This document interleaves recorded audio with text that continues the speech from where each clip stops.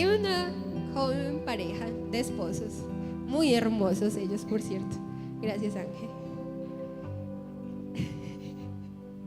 Muy hermosos, que se casaron un 10 de diciembre. Y qué casualidad, ¿cierto? Yo también me casé un 10 de diciembre, pero... y esta pareja, para su primer aniversario, decidió ir a un pueblo muy recóndito porque a la esposa, ella es como ocurrente, el esposo es más bien como serio y le hace más bien caso a la esposa, pero la esposa es más bien como ocurrente y se le ocurren ideas locas y cosas así. Y le dijo: amor, porque para nuestro primer aniversario no vamos a Nuquí. Entonces el esposo la miró como: ¿Nuquí? ¿Y por qué Nuquí? Sí, todos tienen en la cabeza esa cancioncita de Chucky Town.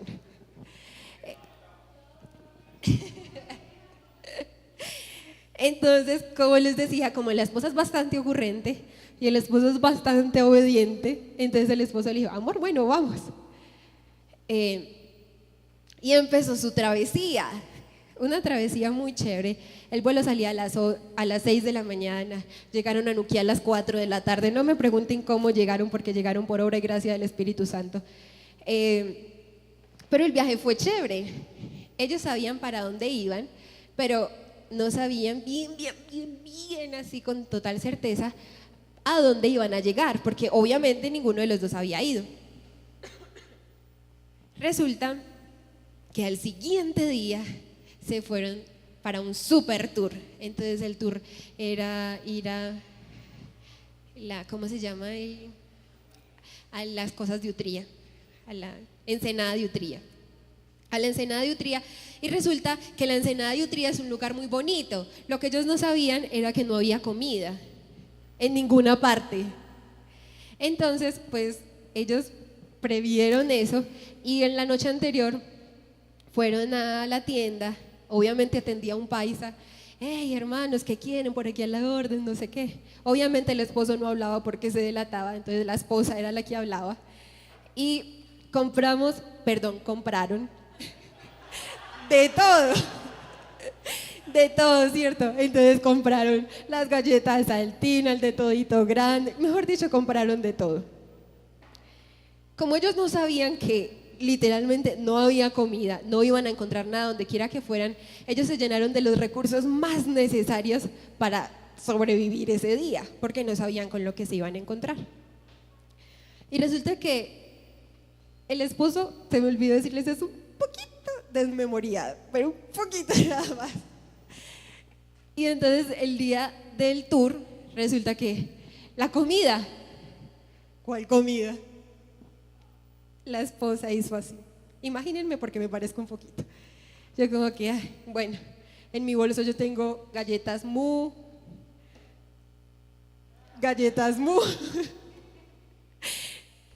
para sobrevivir todo un día.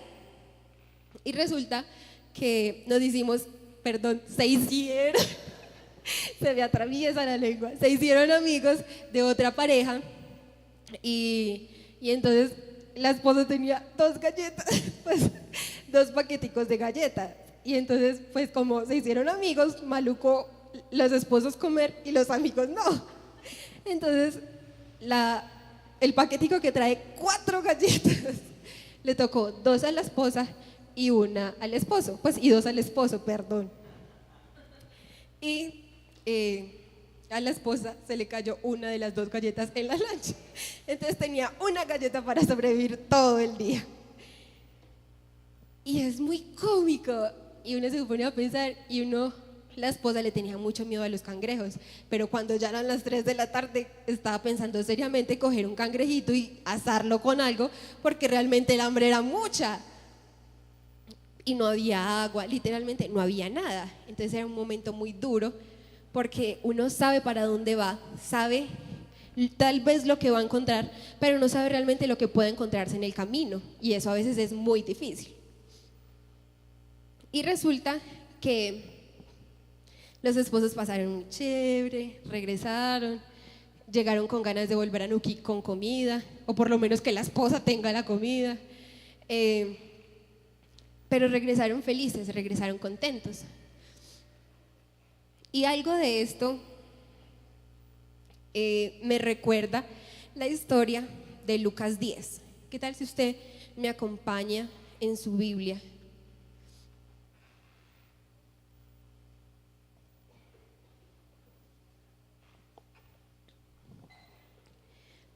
Estamos en el año de siendo y haciendo discípulos, y también se me relaciona con todo, ya vamos a ver por qué.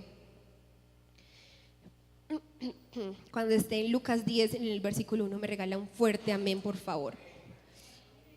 Dice: después de estas cosas, designó el Señor también a otros 70, a quienes envió de dos en dos delante de él a toda ciudad y lugar a donde él había de ir.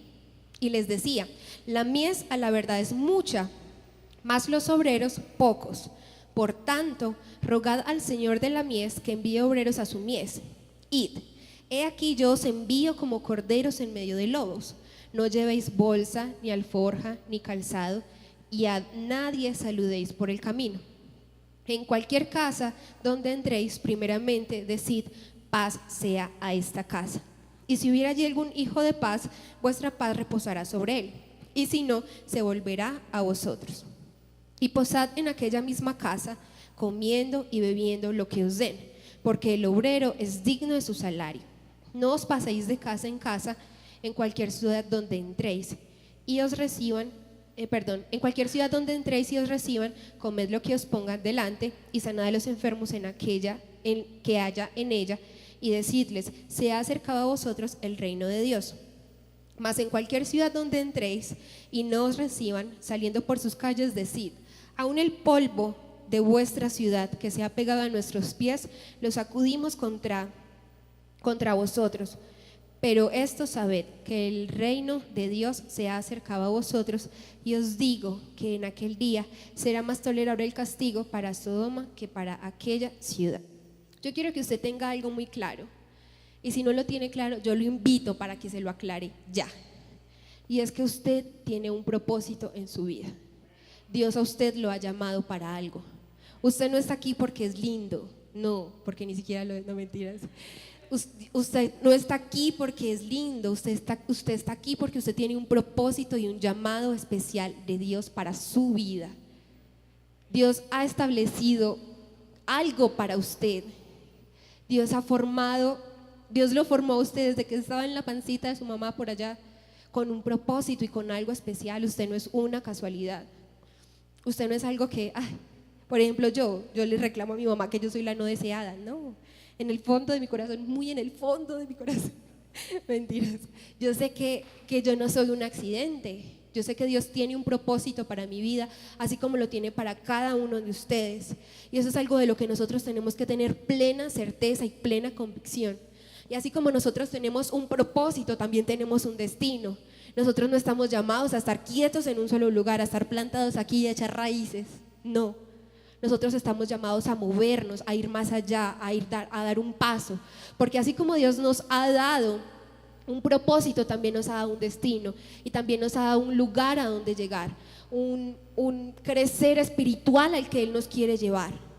Y yo necesito, y Dios quiere que usted tenga convicción de eso. Porque a veces nuestra vida cristiana se enfoca en que, bueno, yo voy a la iglesia, alabo al Señor, levanto las manos, canto, sirvo en el ministerio de alabanza, sirvo en el ministerio de niños, en lo que sea. Pero a veces nos enfocamos ahí y nos acostumbramos ahí y echamos raíces ahí. Pero ahí no es exactamente donde Dios quiere que tú estés por siempre. Porque Él nos ha llamado de gloria en gloria, como cantábamos ahora, y Él nos ha llamado a crecer, y tenemos que crecer como personas, como ministerio juvenil, tenemos que crecer en nuestra familia, tenemos que crecer a nivel personal, a nivel sentimental. Las mismas cosas que nos daban rabia ayer no son las mismas cosas que nos pueden dar rabia hoy. Tenemos que madurar, tenemos que crecer. Y para eso necesitamos algo que se llama dependencia de Dios. Necesitamos aprender a depender de Dios. Y es algo que nos cuesta, y nos cuesta mucho. Y yo quiero que nos devolvamos un poquito para el capítulo 9, pero los últimos versículos. El versículo 57 dice: El título es Los que querían seguir a Jesús. Yendo ellos, uno le dijo en el camino: Señor, te seguiré a donde quiera que vayas. Y le dijo Jesús: las zorras tienen guaridas y las aves de los cielos nidos, mas el Hijo del Hombre no tiene dónde recostar la cabeza. Y dijo a otro: sígueme. Él le dijo: Señor, déjame que primero vaya y entierre a mi padre. Jesús le dijo: deja que los muertos entierren a sus muertos, y tú ve y anuncia el reino de Dios. Entonces también dijo otro: te seguiré, Señor, pero déjame que me despida primero de los que están en mi casa. Y Jesús le dijo: ninguno que poniendo su mano en el arado mira hacia atrás es apto para el reino de los cielos. Y me llamó muchísimo el título de este pasaje o de este fragmento, porque dice: los que querían seguir a Jesús. Y hay una diferencia muy grande entre querer y realmente hacer. Hay una diferencia muy grande entre: ay, sí, es que yo quiero cambiar, pero no hago nada para cambiar. Hay una diferencia muy grande cuando yo digo: es que yo quiero aprender a depender de Dios, pero no suelto esas cosas que me aferran para poder yo depender de Dios. ¿Me siguen ahí? Hay una diferencia muy grande cuando yo digo: es que yo quiero, pero no hago nada. Yo quiero cambiar, pero no hago nada. Es que yo quiero ser un grande futbolista, pero no practico. Es que yo quiero ser una gran cantante, pero no hago técnica vocal. Y me llama mucho la atención que de estas personas, miren que la Biblia no registra qué pasó con ellas. Solamente es un diálogo como de: y Jesús les dijo: sígueme. Y ellos le dijeron: sí, Señor, pero. Sígueme, sí, Señor, pero. Yo te seguiré, pero primero. Y la Biblia no dice: después le siguieron. No. Y cuando nosotros queremos ir más allá, o cuando nosotros queremos movernos en la dirección en la que Dios nos quiere mover, Dios a veces nos hace perder las cosas que son vitales para nosotros, para que aprendamos a depender de Él. Y estas personas me llaman la atención porque son personas que no seguían a Dios porque estaban aferradas a cosas. Y así somos nosotros también. Esto no tiene mucha diferencia de pronto con nuestras vidas.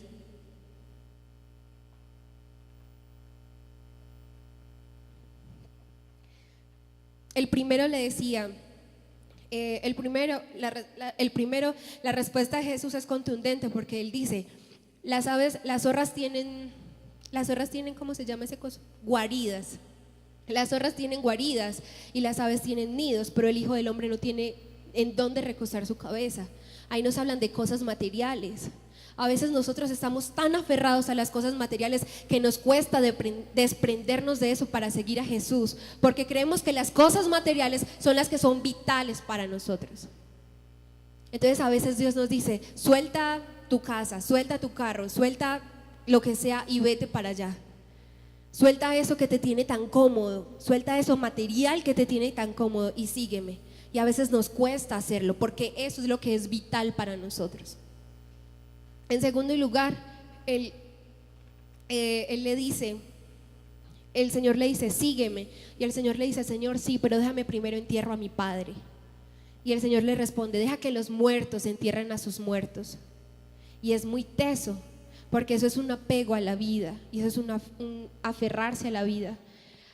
Y acá hago un paréntesis que me llena el pecho de un orgullo lindo, y esta historia me encanta, porque yo creo que se las he contado, porque uno de mis prejuveniles, cuando les estábamos enseñando sobre el ministerio, yo le dije, no les voy a decir el nombre, yo les dije: Esposito, no mentiras, no soy Esposito, le dije: tú, ¿qué quieres ser? O sea, ¿qué ministerio te gustaría tener?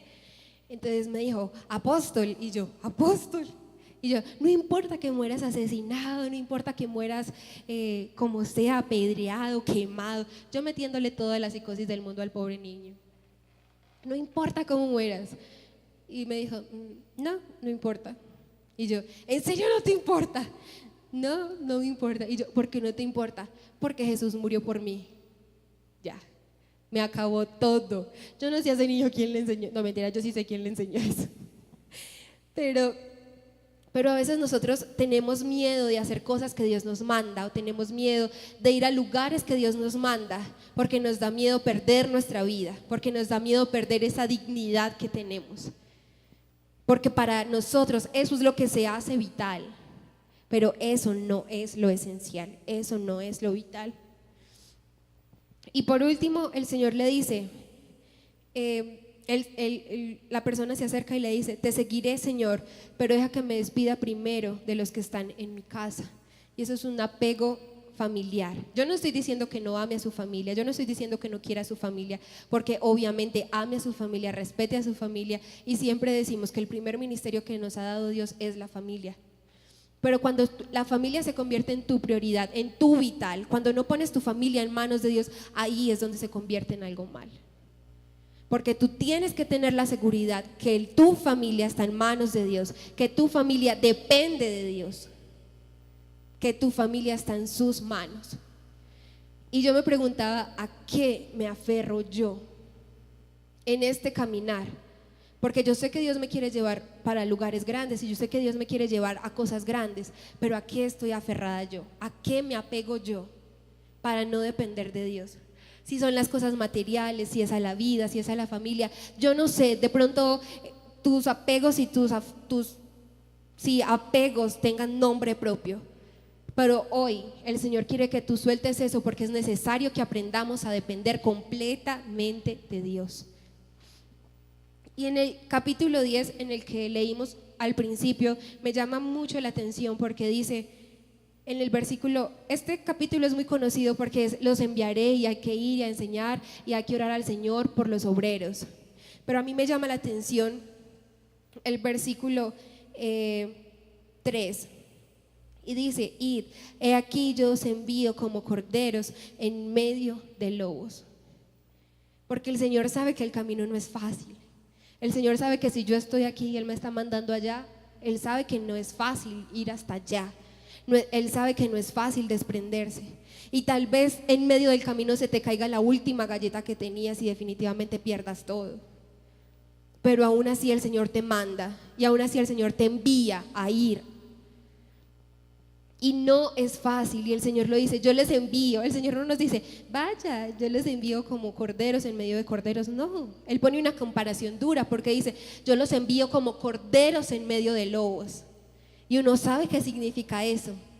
Uno sabe que va a recibir golpes, que va a ser tal vez mordido, tal vez va a morir, tal vez no sé, pero vas a enfrentar cosas duras, vas a enfrentar problemas.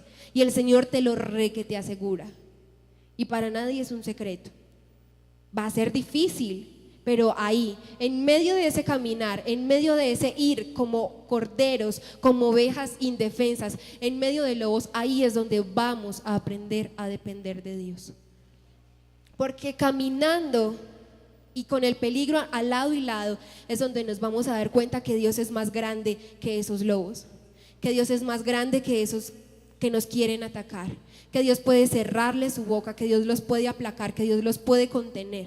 Es ahí donde nos vamos a dar cuenta. Por eso el camino no es fácil, pero el Señor no nos dice va a ser súper fácil. Él nos dice va a ser fácil, pero vas a llegar. Va a ser fácil, pero no va a ser fácil, pero vas a llegar. No va a ser fácil, pero a donde envíes vas a ir. A donde vayas yo voy a ir contigo, porque necesitamos aprender que de Él solamente dependemos. Solo de Él dependemos. En la excursión que hicieron los esposos, ni siquiera llevaron bloqueador, ni siquiera, y ese día hizo un sol. Dios nos quita todas las cosas vitales que nosotros necesitamos para llegar a un lugar, pero aprendemos que nada de eso es necesario si realmente tenemos al único, del cual provienen todas las cosas, que es Dios. Y en el versículo siguiente, en el 4, incluso Él advierte y le dice: no llevéis bolsa, ni alforja, ni calzado, y a nadie saludéis por el camino. Manu, ¿me regalas la versión cualquier otra que no sea Reina Valera? Dice: no lleven dinero, ni mochila, ni zapatos, ni se detengan a saludar a nadie por el camino. Estas eran de las cosas más vitales cuando uno iba a salir. ¿O quién sale sin plata? ¿O quién sale sin un bolso? Pues por lo menos las mujeres. ¿Quién sale sin un bolso? Kelly. ¿Quién? Nada, o sea, no lleven nada. Nada de lo que a ustedes les parezca vital se pueden llevar. Eso era lo que Dios les estaba diciendo. O sea, Señor, aparte de que me mandas en medio de lobos, no puedo llevar nada. Es como, ¿en serio me estás diciendo esto? Y el Señor a veces nos llama y nos dice eso, y nosotros somos reacios y decimos, pues ¿cómo? Pues ¿cómo voy a ir a evangelizar sin mi Biblia? ¿Cómo voy a ir a, no sé? ¿Cómo voy a ser pastor sin un trabajo que no sea solamente la iglesia? ¿Cómo voy a ser pastor si no tengo recursos? ¿Cómo voy a ser evangelista si nadie me conoce? ¿Cómo voy a ser profeta si nadie cree en lo que Dios ha dicho de mí? No es necesario lo otro. Es necesario que aprendamos a depender de Dios. Porque aunque Jesús les decía, no lleven eso, no lleven plata, no lleven galletas, no lleven nada, porque eso de nada les sirve, Dios iba a proveer para cada una de sus necesidades. Y ahí es donde nosotros tenemos que aprender a depender 100% de Dios. ¿Y cuánto nos cuesta eso? ¿Cuánto nos cuesta creer que si Dios nos ha llamado a algo, Él va a proveer para todo? Si Dios nos ha llamado y nos ha sacado de esa zona de confort donde estamos, nos cuesta creer que Dios va a ser quien provee para cada una de nuestras necesidades.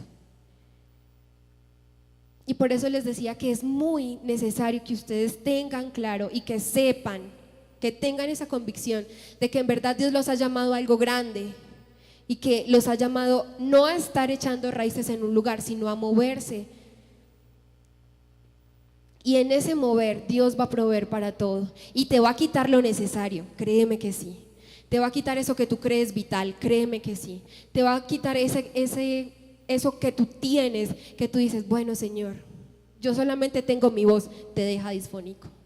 Bueno Señor, yo solamente tengo mis piernas, te deja paralítico, lo que sea. Pero Él te va a quitar lo que sea vital, porque necesitamos aprender a depender de Dios en el caminar cristiano. Necesitamos aprender a depender de Dios 100% en nuestra vida cristiana. Cuando Dios nos envía a hacer alguna obra, Él nos quita los recursos más necesarios para hacer esa obra, porque Él quiere de verdad que nosotros aprendamos a depender de Él. Es necesario aprender a depender de Dios. Y cuando nos quitan lo vital duele. ¿Ustedes creen que a la esposa no le dolió cuando se le cayó la bendita galleta? Claro que le dolió, porque era su único alimento. Pero no era lo vital, no era lo necesario, no era lo esencial. Y te va a doler, pero Dios va a proveer. Y te va a doler, pero Dios te va a enseñar. Y te va a doler, pero cuando veas el resultado, ahí sí va a ser diferente. El versículo 17 del capítulo 10 de Lucas dice: volvieron los 70 con gozo diciendo: Señor, aún los demonios se nos sujetan en tu nombre. Ahí se les olvidó plata, ahí se les olvidó calzado, ahí se les olvidó ropa, ahí se les olvidó todo, porque aprendieron y porque sabían que lo único que necesitaban era el nombre de Jesús, que lo único que necesitaban era el Señor en sus vidas, que lo único que necesitaban era: Señor, esto es lo que yo necesito, para esto tú me has llamado, y aunque no tengo nada, te tengo a ti y eso me es suficiente.